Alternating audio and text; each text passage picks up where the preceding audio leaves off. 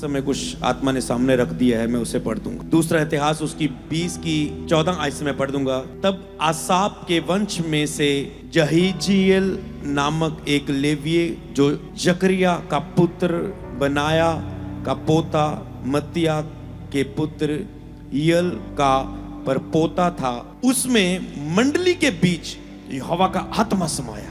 एक व्यक्ति की जिसमें लंबी पूरे स्टाइल बताया जा रहा है, कहां कहां का उसका पूरी जान पहचान बताने के बाद, लेकिन मंडली के बीच में उसमें आत्मा समाया और वह कहने लगा, हे यहूदिया, यरूशलेम के रहने वाले सब राजा यहोशापात, तुम सब ध्यान दो।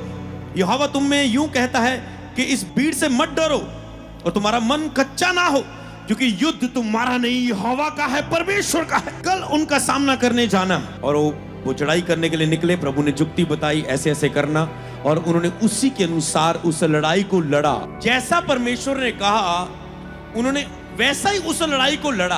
उन्होंने स्तुति करते हुए परमेश्वर का धन्यवाद किया और काम को किया। परमेश्वर का ऐसे ऐसे जाना, पर ये लड़ाई मेरी है और मैं तुम्हें विजय दूंगा। ओके, युद्ध खत्म हुआ। यहां पर मैं 30 आयत को पढ़ूंगा। इस प्रकार यहोशापात के राज्य को चैन मिला, क्योंकि परमेश्वर ने उनको चारों ओर से विश्राम दिया। हालेलुया। जब युद्ध खत्म होता है, आप जीत लेते हो, परमेश्वर चैन देता है आपको और आपको चारों दिशाओं से विश्राम मिलता है। हालेलुया। परमेश्वर नहीं चाहता आप में से कोई दुखी रहे। अगर मैं इस वचन को पढ़ूं तो जो उसी आत्मा से आया है कि आपको चारों दिशाओं से विश्राम मिले। चारों दिशाएं कौन सी? सबसे बड़ी दिशाएं मुझे जो दिख रही है इस समय, सबसे बड़ा दुख एक पवित्र आत्मा पाए हुए व्यक्ति के लिए ये है, अगर वो प्रार्थना नहीं कर पा रहा है। दूसरा, साइड पर पैसे के प्रति दुख, आपका जॉब, आपका बिजनेस, जो पैसे में लॉस, जो घटी, जो तकलीफें चल रही हैं, एक साइड वो पैसे के प्रति आपको दुख। दूसरी साइड पारिवारिक दुख, पति पत्नी के बीच में सब कुछ सही नहीं है, बच्चों के प्रति, बच्चा कोई बीमार है, वो बुजुर्ग के प्रति वो तड़फ रहा है। अगर मैं पीछे की बात करूं, दुख वो है जो शैतान परमेश्वर की संतान होने के कारण आपको देता है। जब आप अज्ञानता में रहते हैं, यहाँ पर शत्रु चढ़ाई कर रहे, कहते हैं ओ प्रभु क्या करे, हम योग्य नहीं हैं उनका सामना करने के।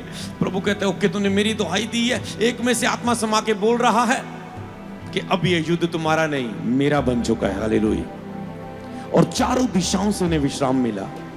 मेरी प्रार्थना है आपको आत्मिक जीवन में पैसे के प्रति, परिवार के प्रति और शैतान के सारे बंधन टूट जाने के द्वारा चारों दिशाओं से आपको विश्राम मिले यीशु के नाम में। हाँ, ऐसा ही हो, मैं मांगता हूं पूरे तर्स के साथ, अधिकार के साथ आपके जीवन के लिए ये वचन भविष्यवाणी का आपकी लाइफ में पूरा हो।